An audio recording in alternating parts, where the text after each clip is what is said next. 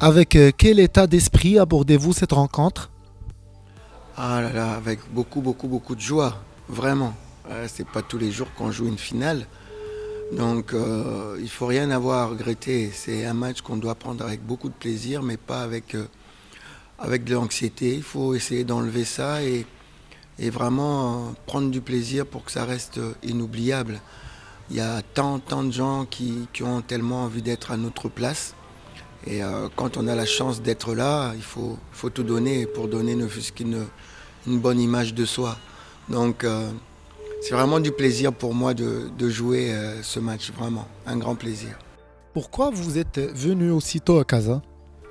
Ah, pour s'acclimater, hein, chez nous il fait 35 degrés, c'est la saison des pluies, c'est la saison où il fait le plus chaud. Et ici, on est autour de 10 degrés. Donc, si vous venez la veille du match, vous ne mettez pas toutes les conditions de votre côté pour pouvoir ne fût-ce que faire un bon match. Et en plus, on joue sur un terrain synthétique, alors qu'ici, on va jouer sur de l'herbe glissante. C'est vraiment pas les mêmes appuis, donc il fallait être là beaucoup plus tôt. Vous êtes la seule équipe à avoir battu le Raja cette saison en Coupe de la CAF. Est-ce que vous pensez que c'est un ascendant psychologique ou bien une motivation de plus pour les joueurs? Non, je pense que deux matchs ne se ressemblent pas. Derrière la défaite contre nous, le Raja a aligné 16 matchs sans défaite. Donc ça montre que le Raja s'est vraiment rétabli. Et avant cette défaite, ils avaient aligné 8 matchs sans défaite. Donc c'est une très grande équipe et une très grande équipe ne reste pas sur une défaite. Donc ils vont aborder ce match-là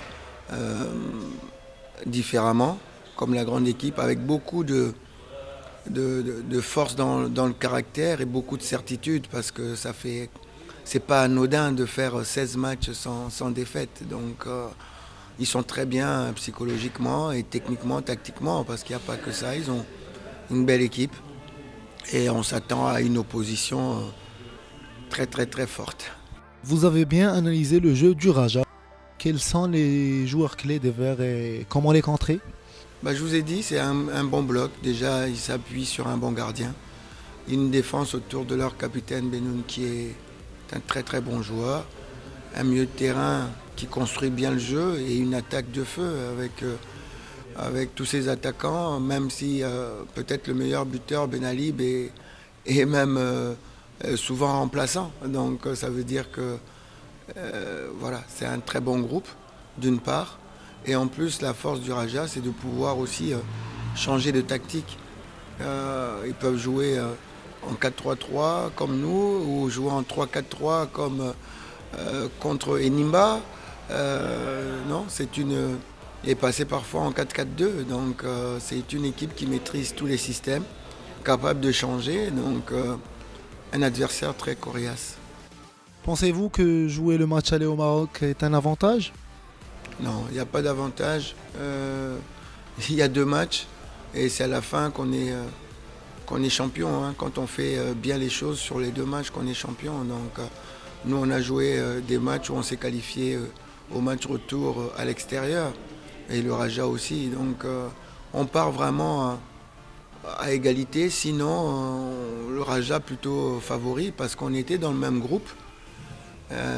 Et le Raja a terminé premier et nous deuxième.